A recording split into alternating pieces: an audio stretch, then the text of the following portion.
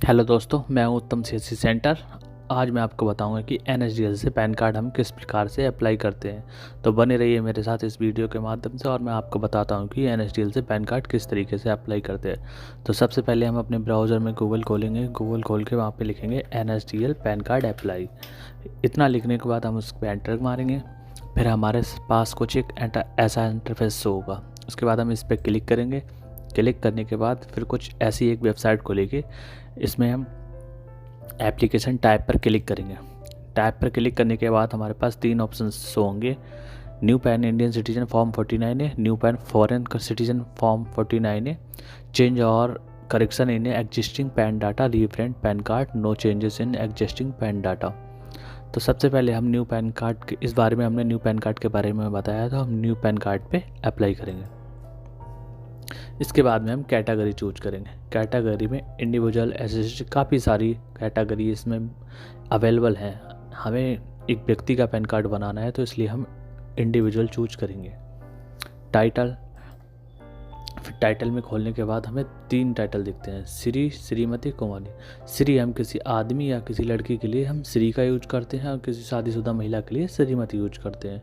कुंवारी लड़की के लिए हम कुमारी का यूज करेंगे। तो हमने लड़के का पैन कार्ड बनाना है तो इसलिए हम श्री का यूज करेंगे। Last name, first name and middle name, इनमें बहुत लोगों को कन्फ्यूज़न होता है कि हम इसमें क्या चूज करें। जैसे कि मान लीजिए किसी का नाम राजकुमार गुप्ता है, तो इसमें हम लास्ट नेम में क्या डालेंगे। लास्ट नेम में सबसे पहले हम लास्ट का नाम डालते हैं, जैसे कि गुप्ता, राजकुमार गुप्ता, तो इसमें हम गुप्ता डालेंगे। फर्स्ट नेम में हम राज डालेंगे एंड मिडिल नेम में हम कुमार डालेंगे। इस प्रकार हम पैन कार्ड में इस कॉलम में नाम को लिखते हैं। अब मान लीजिए किसी का नाम सिंगल ही नाम हो, ओनली राज नाम है, तो हम कैसे उसका नाम डालेंगे। तो हम middle name and first name को डिलीट करके एंड लास्ट नेम इसके में भी डिलीट करके हम खाली लास्ट नेम की जगह राज लिख देंगे। बस बाकी जी ये दोनों खाली कॉलम रहेंगे। और इस कॉलम में डेट ऑफ बर्थ लिखते हैं। डेट ऑफ बर्थ फिल करने के बाद उनकी मेल आईडी डालेंगे।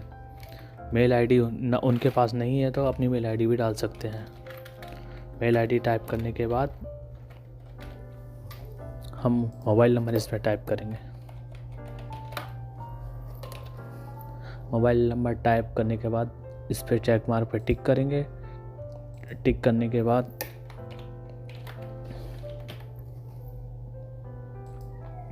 इसमें जो नीचे QR कैप्चा कोड दे रखा है, कैप्चा कोड को फिल करेंगे।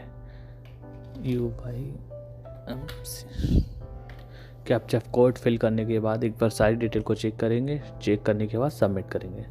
सबमिट करने के बाद एक टोकन नंबर जनरेट होगा। इस टोकन को हम 30 दिन तक वैलिड होता है। इस टोकन नंबर से हम 30 दिन के अंदर किसी भी टाइम इस अपने पैन कार्ड को कंप्लीट कर सकते हैं। तो चलिए हम पैन कार्ड को कंप्लीट करते हैं। इस पर फिर कंटिन्यू पे क्लिक करेंगे। कंटिन्यू पे क्लिक करने के बाद कुछ ऐसा इंटरफेस आपके सामने आएगा। अब इसमें 3 कॉलम दिख रहे हैं, submit digital through e-KYC pan and submit scanning image through e-sign, forward application document physically. अब इसमें हम ऑनलाइन ई-केवाईसी के माध्यम से पैन कार्ड बना रहे हैं तो हम इसी पे टिक लगा रहने देंगे। और अगर हम अपना फ़ोटो सिग्नेचर खुद से अपलोड करना चाहेंगे तो हम इस पे कर सकते हैं। और जो फॉरवर्ड एप्लीकेशन डॉक्यूमेंट फिजिकली होता है, इस पे हम कोरियर के द्वारा इन्हीं डॉक्यूमेंट्स भेज सकते हैं। तो हमें ऑनलाइन ई-केवाईसी के माध्यम से पैन कार्ड जनरेट करना है, इसलिए हम इस पर क्लिक रहने देंगे। फिर नीचे आते हैं, इस पर लिखा है whether physical card is required. अगर हमें पैन कार्ड जो ओरिजिनल डाक द्वारा आता है, अगर हमें वो चाहिए तो हमें यस पे क्लिक करना है। अगर वो नहीं चाहिए तो हमें नो पे क्लिक रहने देना है। तो हमें पैन कार्ड चाहिए तो इसलिए हमने उसे यस पे क्लिक कर दिया। अब इसमें पूछ रहा है आधार कार्ड के 4 लास्ट डिजिट, तो हमें आधार कार्ड के लास्ट के 4 डिजिट इसमें डाल देने हैं। तो चलिए हम अपने आधार कार्ड के लास्ट के 4 डिजिट इसमें डाल देते हैं। अब इसमें ये कह रहा है कि जो आधार कार्ड में आपकी फ़ोटो है वही आपके पैन कार्ड पे आएगी, तो इसके लिए हम उसे यस कर देते हैं। नेम एज आधार, ये खाली रहेगा कॉलम। इसके बाद में यहाँ पे हमारा ऑटोमेटिकली जो नाम हमने पहले भरा वो अपने आप से ऑटोमेटिकली आ जाएगा। इसके बाद में हमें जेंडर चूज करना है। उसके बाद में हमने जेंडर चूज कर लिया। उसके बाद में रजिस्ट्रेशन नंबर भी फिल नहीं करना है, क्योंकि हम ये व्यक्ति का पैन कार्ड बना रहे हैं, इसलिए उसका रजिस्ट्रेशन नंबर नहीं होता है। उसके बाद में इसमें पूछ रहा है कि आप इस नाम के अलावा किसी और नाम से जाने जाते हैं, तो नहीं, तो इसे नो पे ही रहने देना है।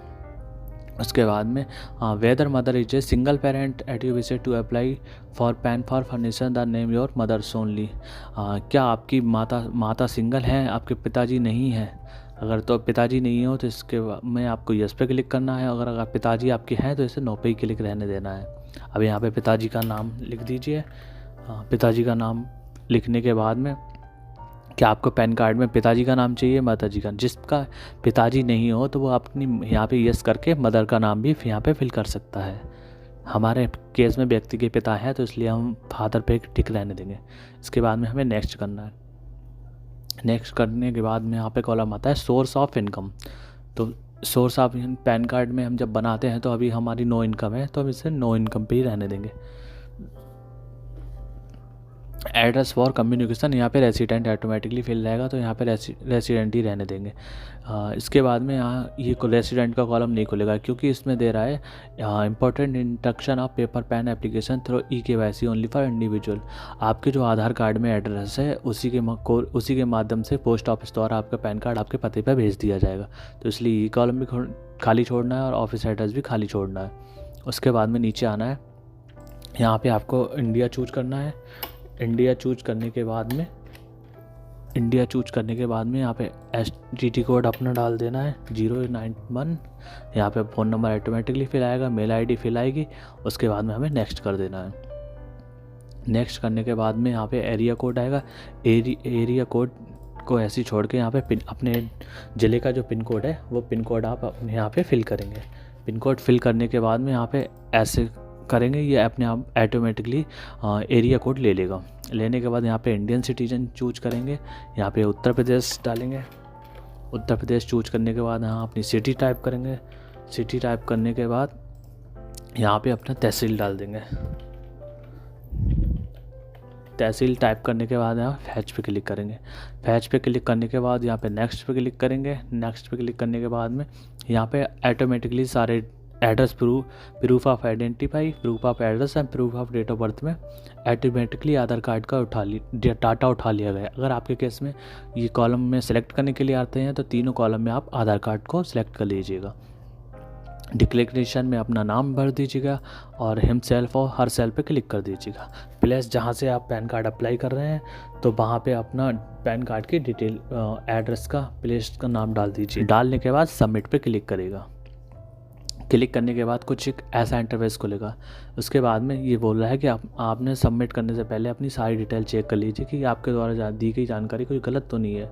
उसके बाद में यहाँ पे हमें शुरू के 8 अंक आधार कार्ड के डालने हैं।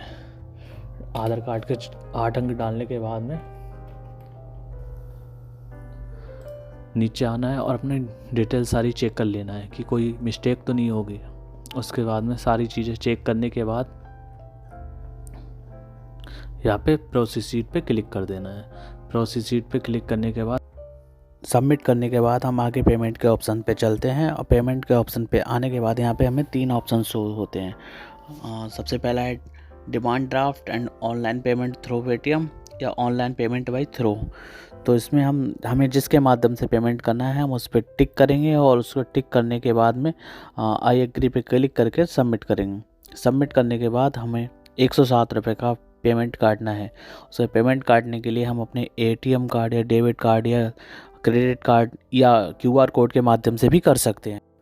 मेरे द्वारा दी गई जानकारी अगर आपको अच्छी लगी हो तो मेरे चैनल को लाइक करें, सब्सक्राइब करें और कमेंट करके बताएं वीडियो आपको कैसे लगी। धन्यवाद।